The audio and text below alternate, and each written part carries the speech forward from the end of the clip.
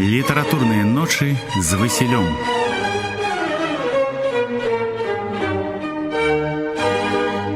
Усіх вітаю. Сёння літаратурныя ночы, як заўсёды, з цудоўнай спадарняй Аленай. Вітаю ўсіх. З выдатным гукарэжысёрам панам Мікалаем. Мы сёння з ім пасябравалі ў Фейсбуку, гэта вельмі прыемна. У мяне яшчэ не было ў Польшы сяброў гукарэжысёраў палякаў. Гэта цудоўна, это файна. У мяне новы сябр. Вітаю, пан Мікалай, яшчэ раз. Вось. І сёння наш выпуск будзе прысвечаны аднаму з самых нечаканых, арыгінальных, самабытных беларускіх творцаў першай паловы 20-го стагоддзя.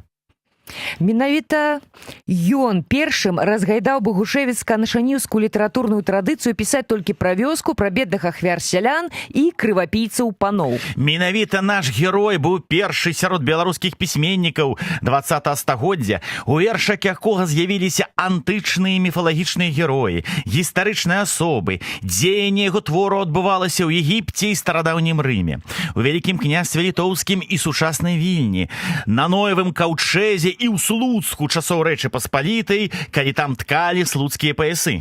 Ён пражыў толькі 25 гадоў і 5 месяцаў. Выдаў пры жыцці толькі одну кнігу. Але гэтага было дастаткова, каб стаць у нашай літаратуры творцам, які па сёння з'яўляецца адным з самых любімых сярод школьнікаў, студэнтаў і проста аматараў беларускай літаратуры. Імя нашага героя Максім Богданович, і мы распачынаем наш новы радыёсерыял.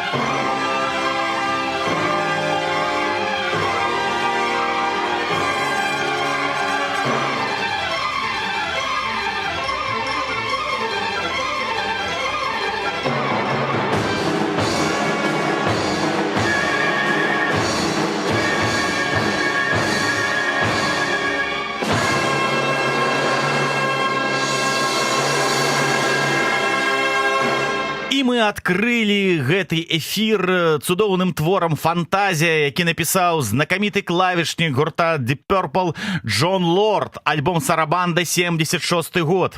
Максим Богданович, ён ствараў нешта новае і нечаканае ў паэзіі. Джон Лорд ствараў такое ж нечаканае ў музыцы, бо менавіта ён першы аб'яднаў класічную музыку і рок-музыку. І калі ў 69-м годзе ягоны твор «Канцэрт для групы з аркестрам» упершыню іграўся ў Альберт-холе, многія класічныя музыкі не прымалі гэта і казалі, як так можна, мы не будзем іграць з гэтымі другасортнымі Beatles, так яны называлі гурт Deep Purple. Тое ж самае, калі Богданович ствараў свае унікальныя творы, многія не прымалі, казалі, мы гэтага не разумеем, як так можна. Таму многае іх яднае, Джона Лорда і Максима Богдановича, а мы ідзем далей.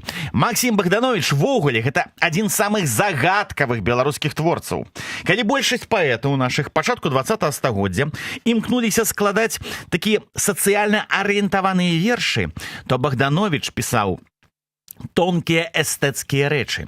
Амаль усе нашаніўскія аўтары лічылі мэтавай сваёй аўдыторыяй сялян і нават самі ў сваіх вершах так па-тэатральнаму ігралі ролю простых мужикоў. Ну, як, напрыклад, шляхціц Янка Купала. Я мужик беларус, пан сахі і касы, цёмен сам белы вуз, пядзі дзве валасы. Вось, а Богданович быў першым айчынным творцам, чья мэтавая аўдыторыя была не сяляне, а менавіта інтэлігенцыя, беларуская інтэлігенцыя.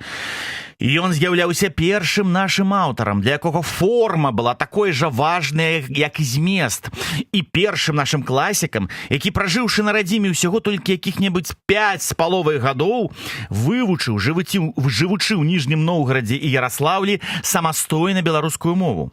І ён быў заўсёды па сутнасці адзінокім.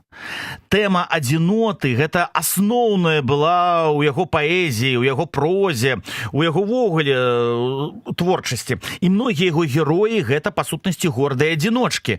Ну, от, напрыклад, Лясун. Чуеш гул? Гэта сумны маркотны лясун пачынае няголасна граць. Пад рукамі яго, навяваючы сум, быццам тысячы крэпка нацягнутых струн, танкаствольныя сосны звіняць. Самотнік Лясун стварае цэлую лясную сюіту, ператвараючы сосны ў дзівосныя музычныя інструменты. Іншы самотнік, перапісчык, часоў Вялікае княства Літоўскага, схаваўшыся ад гэтай рэальнасці ў выратоўчай келлі, на чыстым аркушы пад прадвузенькім акном прыгожа літары выводзіць ён пяром. Вось, а іншую старадаўнюю кнігу? Дзяк Гапон дзеля душы спісаў у месцы ваўкавыску рок 7108 з пачатку дзён. Адзін з самых яго вядомых гордых адзіночак, гэта, вядома ж, біблейскі Страцім Лебедь.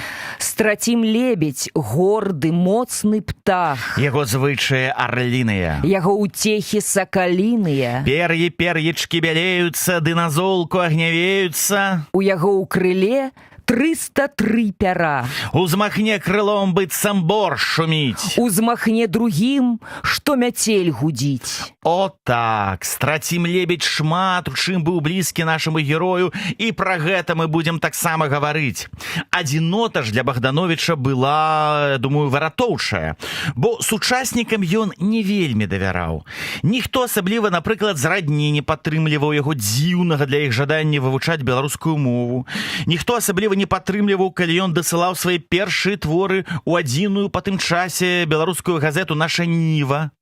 І ён амаль заўсёды быў па сутнасці адзінокім і, будучы адзіночкай, заставаўся чалавекам вельмі моцнай сілы волі. Як ён такім стаў? З чаго ўсё пачалося? Сёння мы з вамі пагаворым пра першыя 5 гадоў жыцця Максима Богдановича. Пачынаем! І адкрываем всё гэта песняй гурта «Уліс» «Добры напой».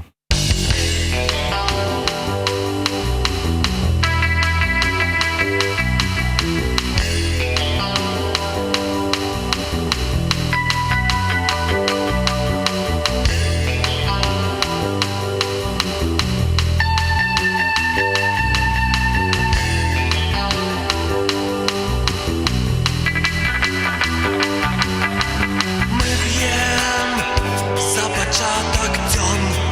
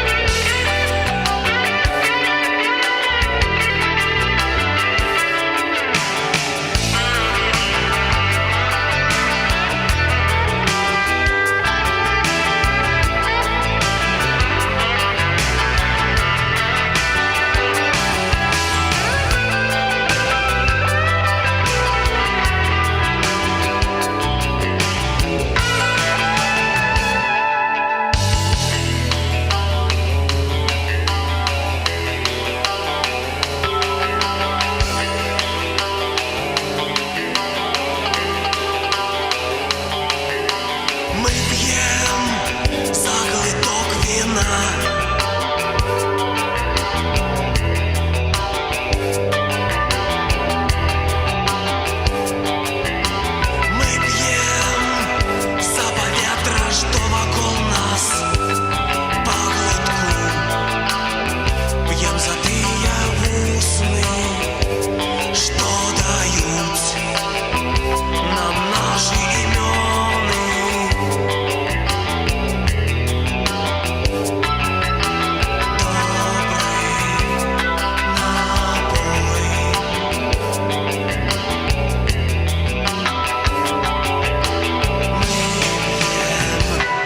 Добрый напой.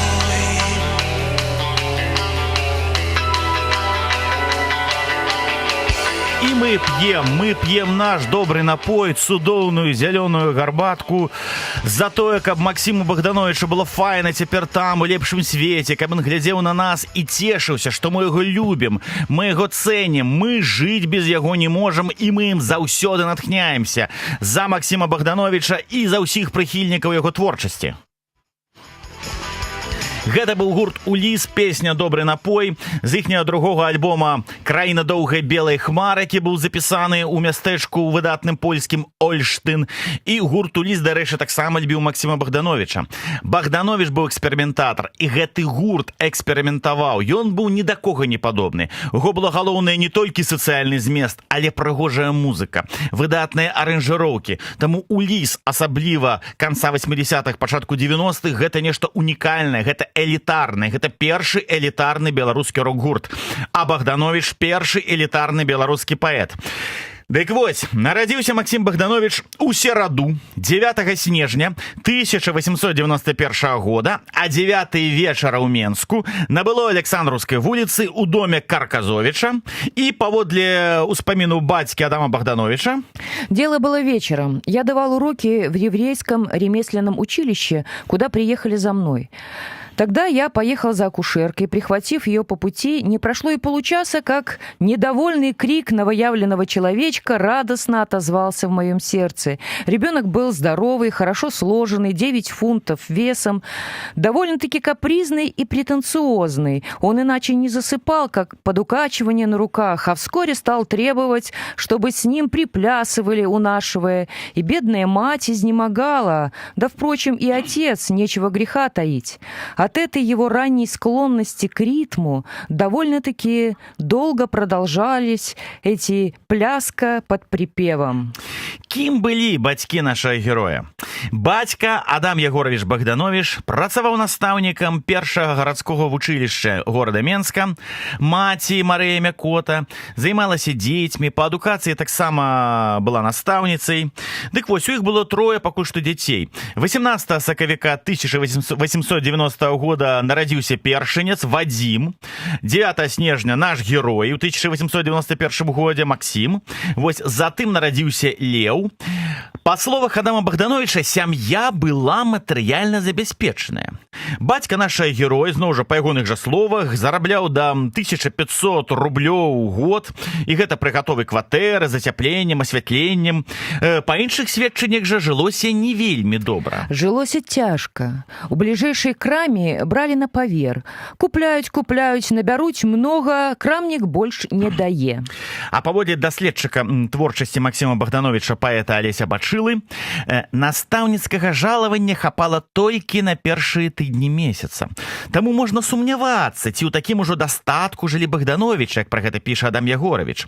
Калі б ён быў так матэрыяльна забяспечаны, кажа Бачыла, дык, відаць, не кідаўся по рэпетытарства і іншыя пабочныя заробкі. Таксама сябры і знаёмыя згадывалі, што не ўсё на пачатку было лёгка і ва ўзаемаадносінах бацькоў Богдановича. У лісце Арнольдавай да Кунцевич з прыватнага архіва Бараховича мы знаходзім такі цікавы допіс. В периоды семейных неполадок жена Адама Егоровича неоднократно порывалась бросить семью. Я уже служила, когда она обращалась ко мне с младенческими просьбами прислать ей 25 рублей, чтобы уйти от Адама Егоровича. Я отчетливо помню свои письма к ней, в которых я доказывала никчемность ее чрезмерного самолюбия и излишней обидчивости на сдержанность выражений Адама Егоровича. У двухмесячным узросце ж, у лютым 1892 года Максим Богданович сутыкаецца з першым вялікім болем у сваім жыцці. Маці, выкупаўшы яго, хацела пасыпаць, дзе трэба, дзіцячай прысыпкай. «Посвяти», — сказала яна сястры. Тая падышла з лямпай. Цилиндрычнае шкло трэснула, распалены цилиндр упаў проста на жывоцік. Жахлівы крык дзіцяці. Маці аслупянела ад жаху. Бацька кінуўся на крык, схапіў шкло з цельца, якое звівалася ад болю. З'явіўся пухір велічынёй з далонь. Вось так вось. Але злы беды ў тым жа 1892 не спыняюцца. Адам Богданович, гэты таленавіты настаўнік, яркі лектар, прамоўца, якога слухалі і вучні, і настаўнікі, усе, які любіў выступаць, любіў гаварыць, мог захапіць любога. Дык вось, у яго ў гэтым годзе пайшла горлам кроў, і дактары забаранілі яму выкладчыцкую дзейнасць. Бацька нашага героя быў вымушаны пакінуць настаўніцкую кафедру і стаць звычайным банкаўскім службоўцам у Гародні, куды ў панядзелак 8 жніўня 1892 года ён пераязджае з Менску разам са сваёй сям'ёю. Гародня ім спадабалася. Гародня спадабалася жонцы Адама Богдановича, таму што она была такая лірычная, такая некая паэтычная.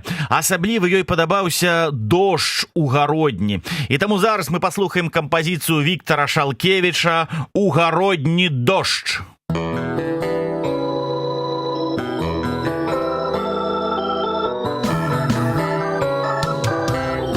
Вясновым вечарам анёлы два на вежах фарнага касцёла зайгралі разам вельмі моцна ноту фа, і дождж наклікалі анёлы. Неспадзявана зграя чорных хмараў на горад з неба наплыла у гародні дождж.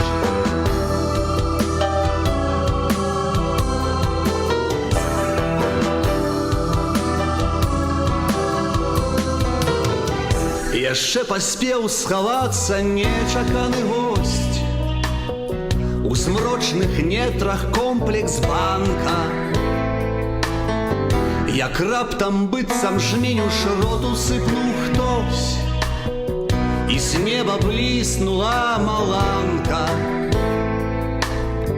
Ратуйцеся, хавайцеся пад стрэхі, нікога не шкадуе ён у гародні дождж.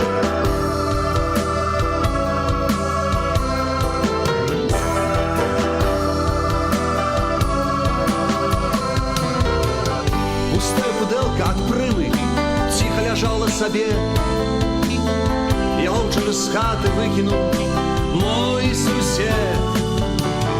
Пустая пудэлка ад прымы цяпер нібы карабель плыве па рыштоку і марыць убачыць свет, убачыць вялікі свет, убачыць цудоўны свет.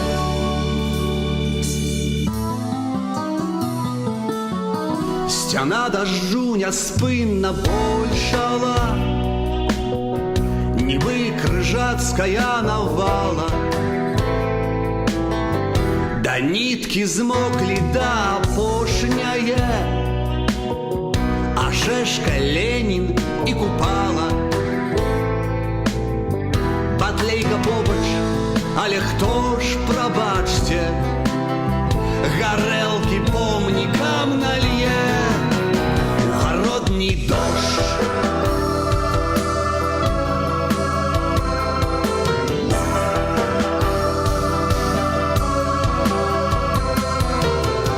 Пустая пудэлка ад прым сабе.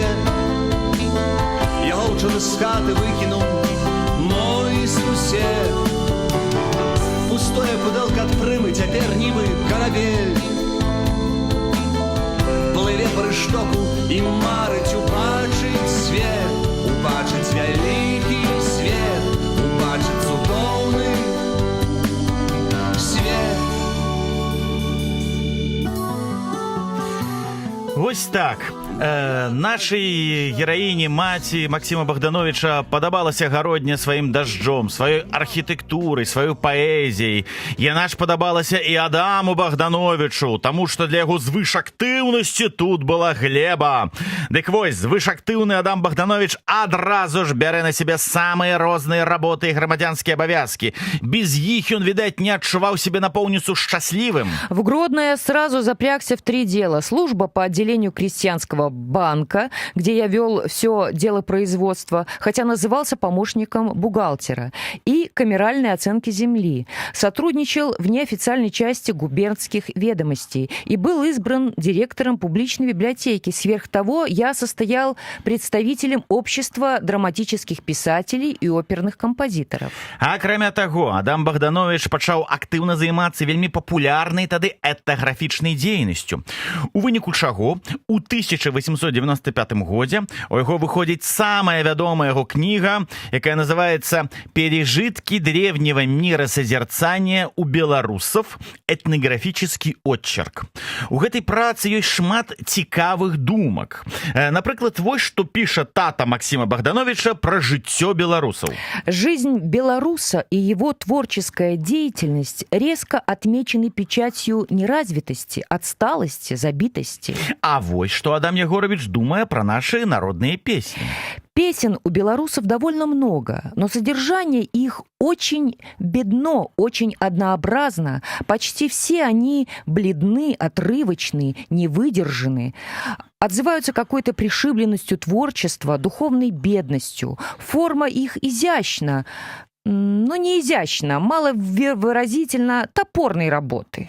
Бачите, спадарня Алена хоча сказаць, што они сапраўды изящныя былі, таму што нашы песні, как так можно? Да, і не трэба нават спрачацца, яны дзівосныя. Але Адам Ягорович быў іншыя зусім думкі.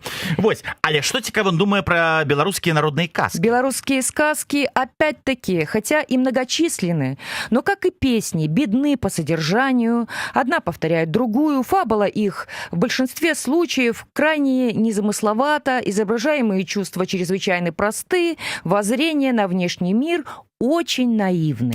Вось, а што тады напісаў Адам Ягорович пра беларускую мову? Прытым нагадаю, што гэта было напісана ў 95-м годзе, а яшчэ ў 1891-м Францішак Багушевіч упершыню на планеце Зямля сказаў, што беларуская мова такая ж прыгожая, як нямецкая, як французская, што беларуская мова выдатная, мілагучная, багатая на адценні, мае вялікую гісторыю, і што мы мусім на ёй гаварыць. Дык вось, Францішак Багушевіч про это писал у 1891 году, а праз 4 гады Адам Ягорович сказал наступное. Белорусский язык прежде всего не богат словами.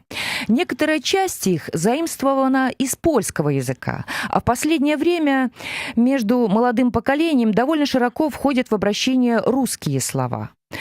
Он также беден формами выражений и формами речи. Он гораздо беднее словами для обозначения отвлеченных понятий, чем великорусский народный язык, и даже уступает в этом отношении малорусскому. Вось так вось. Пережитки Адама Богдановича былі станоўча ўспрынятыя тагачаснай навуковай думкай, а іх аўтар набыў славу сур'ёзнага перспектыўнага навукоўцы. Пра гэтую кнігу пісалі хвалебныя рэцэнзіі такія часописы, як «Научное обозрение», «Живая старина», «Новости», «Висла» и гэтак далей, гэтак далей. Але ж нездарма беларускую мову называюць матчынай мовай. А што ж мама Богдановича? Што Марыя Апанасаўна? Яна, жывучы ў гародні, актыўна цікавілася тэатрам, музыкай. Пад уплывам Дастаеўскага напісала апавяданне «Накануне Рождества», надрукаванае ў газеце «Гродзенскія губернскія ведамасці» напрыканцы 1893 года. У красавіку жніўня ж 95-го Марыя Богданович адпачывала разам з дзецьмі Вадзімам, Максімам і малодшым братам Лёвам у вёсцы Вяззе, непадалёку ад Асіповічаў. Яна не адыходзіла ад дзяцей ні на хвіліны, выхоўвала іх падгачаснай моднай методзе педагога Фрыдрыха Фрэбеля. Апранала, дарэчы, Максіма Богдановича як дзяўчынку, бо хацела мець дачку, а не хлопчыка. Ну і радавалася, напрыклад, калі муж дасылаў ёй папіросы. Я больше всего благодарна тебе за папиросы. Не поленился таки сделать 25 штук. Теперь у меня весь минский табак вышел, и я курю табак экстра в 12 копеек. Можешь себе представить, как я обрадовалась случаю закурить хорошую папироску? Як это цудоўна закурить добрую папироску. Просто уяўляю маму Богдановича с доброй папироской, солнце, лето, детки дзесьці гуляюць, там радуюцца, дурэюць. Вось, і ўсё было б добра падчас адпачынку. Все было б цудоўна, і сапраўды ўсё было добра. Что она там далей писала? Вообще здесь им, моим детям, не житье, а масленица. Едят хорошо, по-людски, только вечером знают, что уже пора идти спать, а в другое время хотя бы и обед. Схватит кусок ветчины, хлеба, блина, оладьи в руку и пошел. А за столом ни за что не усидит. Станешь заставлять — в слезы. Але ж была адна прыкрасць, якая вельмі засмучала гэтую прыхільніцу Дастаеўскага і менскай табакі. Сапраўдная бяда, я б нават сказаў бы гора.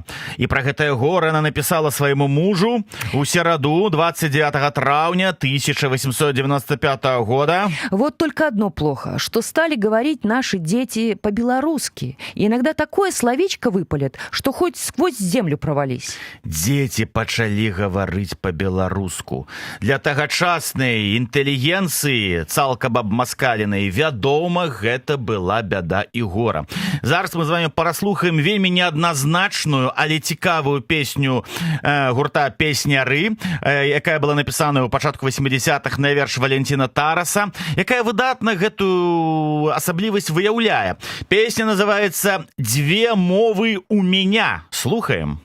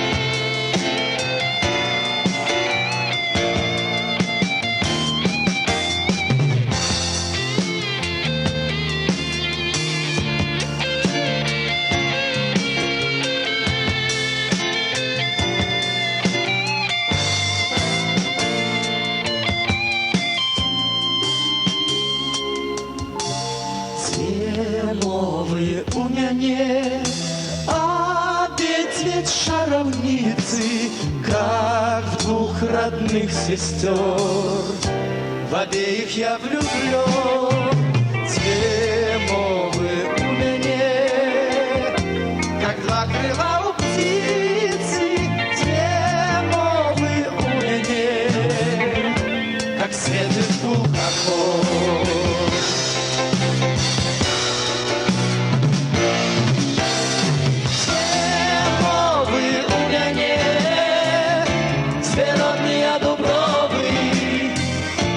Источники мои, крыница и родник.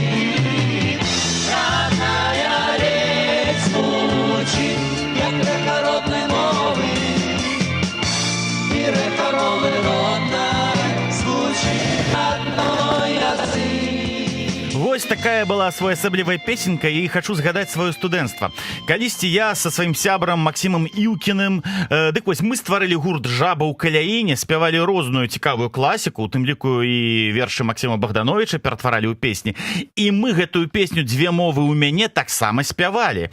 Мы так спявалі, што просто, яна ператваралася ў нешта вельмі камічнае, сатырычнае, вось, і з'едлівае. І аднойчы на адзін канцэрт мы мелі нахабства, зараз бы я так бы ніколі не зрабіў. Мы запрасілі аўтара тэкста, Валентина Тараса, і не папярэдзілі яго, навошта мы яго запрасілі. Вось ён прыйшоў, убачыў двух хлапцоў у нейкіх яркіх шортах, якія спяваюць гэтыя дзве мовы дзікімі галасамі. Бедны Валентин Тарас. Вось, але дзякуюць Богу, вытрымка яго была партызанская, ён у юнацтве быў партызанам. Ён нам дараваў, ён зразумеў і сказаў: так, дарма я тады напісаў такую песню. Таму пасля гэтага Валентина Тараса я полюбіў яшчэ больш, таму што ён прызнаў, што штосьці так было, а штосьці не так.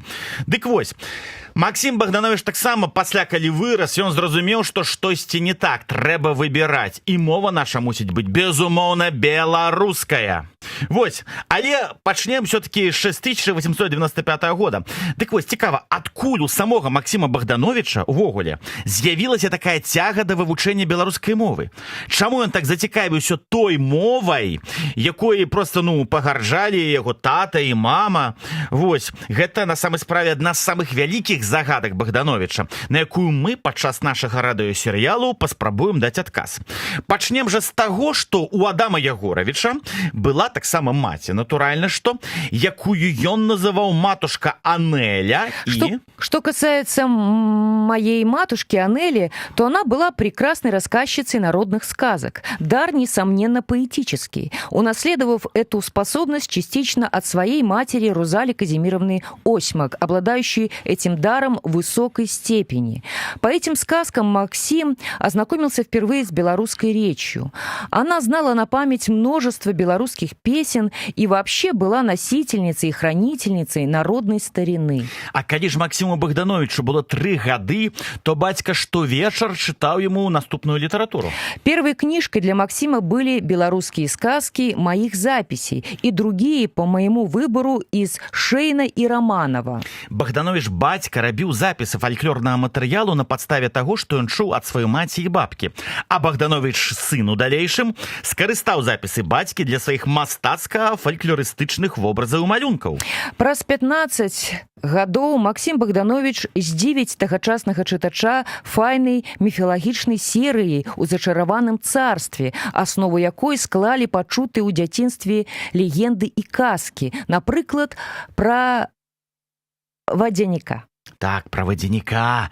Сівавусы згорблены, я залёг між цінай і гадамі грэюся, сплю на дне ракі. Твар травой аблутана быццам павуцінай, засыпаюць грудзі мне жоўтыя пяскі. Над вадой ля берага ціха спіць асока, ды лаза зялёная жаліцца, шуміць. Хвалі ціха коцяцца і бягуць далёка, і ўсё навокала сном адвечным спіць. Альбо, напрыклад, верш пра змеінага цара. У цёмным небе хараводы сіняватых зорак. У цёмным небе свеціць месяц залатым сярпом. Мы выходзім з цесных, душных падзямельных норак. На зімовы цёплы вырай цягнемся, паўзём. У полі, у лесе нам усюды праляглі дарожкі, і стужкай рушымся між пушчы. Насамперад я, зіхацяць маёй кароны залатыя рожкі, цёмным блескам адлівая ўся луска моя. Нам не трэба ні ад кога ноччу абароны, а спаткаем чалавека, порт расцеле ён. Залаты ражок яму я ўраню з кароны, і па белай палатніне дальш мы папаўзем. Вось, паводле, дарэчы, старадаўняй беларускай легенды, калі апоўначы ў заклятым лесе ты сустрэнеш вужынага караля, не напалохайся яго, не напалохаешся самых розных монстраў, якія захочуць забраць у цябе твою смеласць, збіць цябе з панталыку і, адчуўшы твой страх, накінуцца на цябе. Дык вось, калі ты не будзеш звяртаць увагу на ўсіх гэтых нячысцікаў, станеш перад вужыным каралём, будзеш глядзець немігаючым позіркам у ягоныя халодныя вочы, вочы, то гэты кароль сапраўды вужыны можа перад табой схіліцца і даць табе карону. І калі ты маеш гэтую карону, то ты можаш любое жаданне загадаць і спадзявацца на 100%, што яно спраўдзіцца. Вось, а зараз мы пачуем цудоўную песню фальклорную, народную гурта «Палац», які называецца «Русалкі».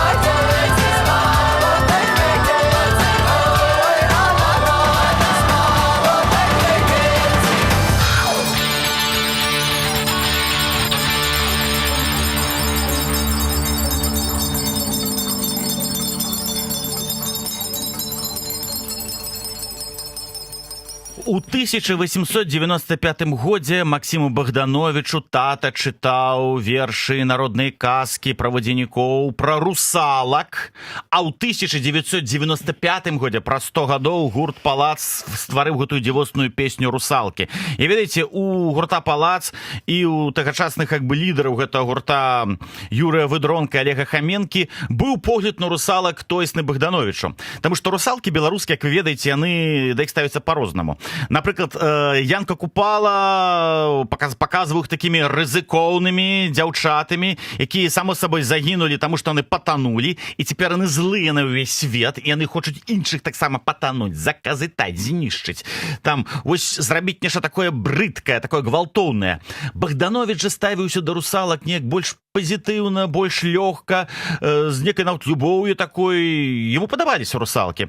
Гурту «Палац» таксама. Хаменка мне аднойчы расказваў, што яны ехалі на нейкі канцэрт, заблыталіся, заблукалі ў лесе і, кажа, рэальна напаткалі некую русалку, якая хацела з імі танцаваць каля аднаго возера. Вось, он кажа, это рэальная была русалка, ўсё. Пасля гэтага яны і склалі эту цудоўную песню «Русалкі». Дык вось, мы гаварылі да гэтага пра мары. Кожны пра штосьці файнае марыць. Кожны з нас пра штосьці марыць. Маючы 3 сыноў, Марыя Богданович марыла аб дачушцы. У 1896 годзе мара спраўдзілася. Яна нарадзіла дачку. Дзяўчынку назвалі Нінай. Але шчасце Марыі Апанасаўны і Адама Ягоравіча было, на жаль, нядоўгім. 4-тыя роды былі вельмі моцна падарвалі здароўе Марыі. І з кожным днём она адчувала сябе ўсё горш і горш. Дыягназ лекараў, пастаўлены праз месяц пасля нараджэння Ніны, быў жорсткі. Гэта былі хуткацечныя сухоты. Хвароба на той час не вылечвалася, і ніякіх надзей на тое, што Марыя адчуняе, не было. Паводле ўспаміну Адама Богдановича... Деревня, кефир, кваякол, кадеин – ничто не помогло. В воскресенье 4 октября ее не стало. Похоронена она на Гродненском православном кладбище перед церковью.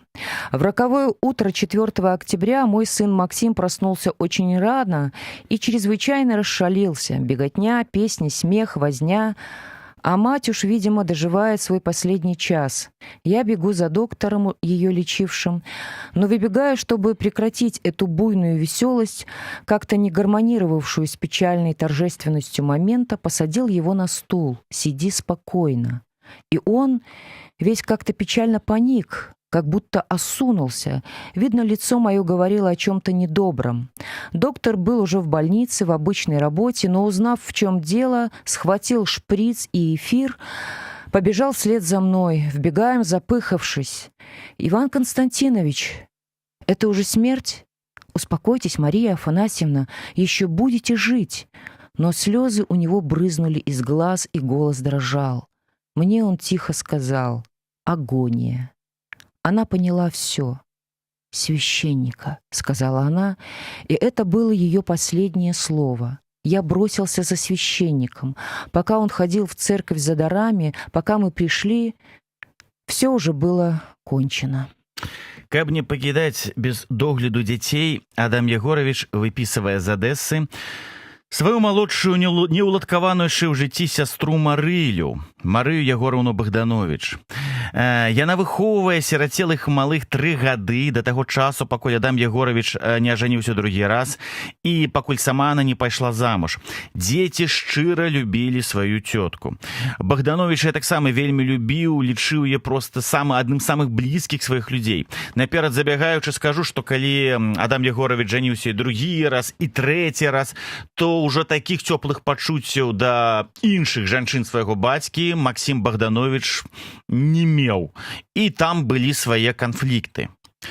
У другой палове лістапада 1896 года Адам Богданович, яго дзеці і сястра Марыля пераязджаюць у Ніжні Новгарад. Так заканчваюцца першыя 5 гадоў жыцця паэта.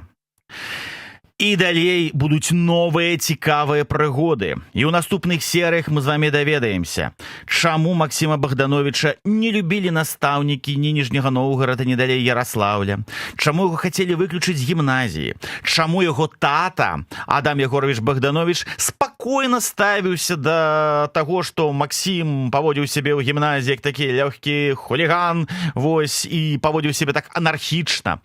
Мы таксама даведаемся пра тое, як Богданович Богданович стаў анархістам і чаму ён полюбіў гэту плынь.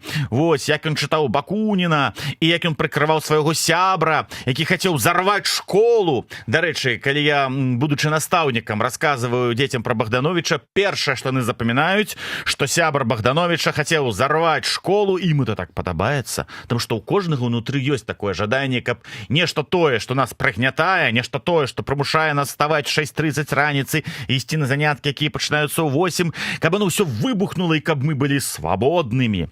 Вось эта цяга да свабоды таксама ў Богдановича тады вельмі ярка праявілася. Мы пагаворым пра Богдановича падлетка, мы пагаворым пра Богдановича, які быў вельмі канфліктны і разам з тым вельмі артыстычны, пра яго канфлікты з бацькам, пра яго першае каханне і самае важнае, пагаворым пра тое, як Максім Богданович пачаў складаць свае першыя беларускія вершы. Мы пагаворым пра 1905 год, гэты выратоўчы год, таму што, як вы памятаеце, гэта была рэвалюцыя, якая не скінула цара Мікалая II, але якая прымусіла Мікалая II пайсці на шэраг саступак, бо менавіта ў 1906 годзе, дзякуючы таму, што ён дазволіў, каб па-беларуску ўжо выходзілі газеты, маглі адбывацца нейкія тэатральныя дзействы. Дык вось, менавіта з таго года пачала актыўна выходзіць і наша доля, затым наша ніва, і ў гэты час Максім Богданович мог выпісваць нашу ніву. Хто яму гэту нашу ніву выпісваў, як ён на яе выйшаў, якія былі яго ўзаемастасункі з нашаніўцамі, гэта ўсё таксама будзе тэма нашага серыяла. Максім Богданович унікальны тым, што пражыўшы сапраўды 25,5 гадоў, ён столькі паспеў зрабіць, ён столькі паспеў напісаць, ён столькі паспеў шмат у чым спраўдзіцца, што сапраўды ён варты цэлага, вялікага, маштабнага серыялу. І Максім Богданович натхняе многіх з нас, таму што ён, забягаючы наперад скажу, ён рэальна быў тым адзіночкам, які ішоў адзін супраць плыні. Таму што, уявіце, калі ён пачаў займацца беларускай мовай, яго не падтрымаў асабліва моцна ні тата, ні родныя, ні сваякі. Там сябры ў Ніжнім Новгарадзе і ў Яраслаўлі ставіліся да ягоных практыкаванняў да абсалютных дзівацтваў. Вот уявіце, вы нешта робіце, вас ніхто не падтрымлівае. Ні тата, ні мама, ні каханкі, ні сябры, ні сяброўкі, ніхто. І 99% падумаюць, ну і все, ну і не буду я тады гэта рабіць, раз мяне ніхто не падтрымлівае. А Максім Богданович працягваў. У Максіма Богдановича рэальна была такая сіла волі, як ні ў кога па тым часе. Ён быў пераможцам, і таму ён цікавы для многіх з нас. Ён цікавы як файны паэт, ён цікавы як вельмі такі нязломны чалавек, і гэта можа натхняць не толькі прыхільнікаў літаратуры, а ўвогуле кожнага падлетка, які сутыкаецца з праблемамі, які сутыкаецца з праблемамі неразумення, які сутыкаецца з той праблемай, што ніхто не ўспрымае яго ўсур'ёз. Богдановичу было на гэта пляваць. Ён проста рабіў, што хацеў, і дзейнічаў. Так павінны рабіць і мы. Вось гэта мы павінны браць у яго, гэтую сілу, гэтую упэўненасць, гэтую файнасць. Пра ўсё гэта мы з вами пагаворым у наступнай нашай серыі. А пакуль што я з вами развітваюся. З вами быў я, Васіль Дранько-Майсюк, вялікі прыхільнік Максіма Богдановича. З вами быў цудоўны гукарэжысёр пан Мікалай, мой сябар Фейсбуку. І з вами была чароўная спадарыня Алена. Да сустрэч. Да сустрэчы, усяго цудоўнага. І слухаем яшчэ одну песню гурта «Уліс» з альбома «Краіна доўгай белай хмары». Брама жыцця адкрываецца. Жывем бясконца і радасна. Да пабачэння.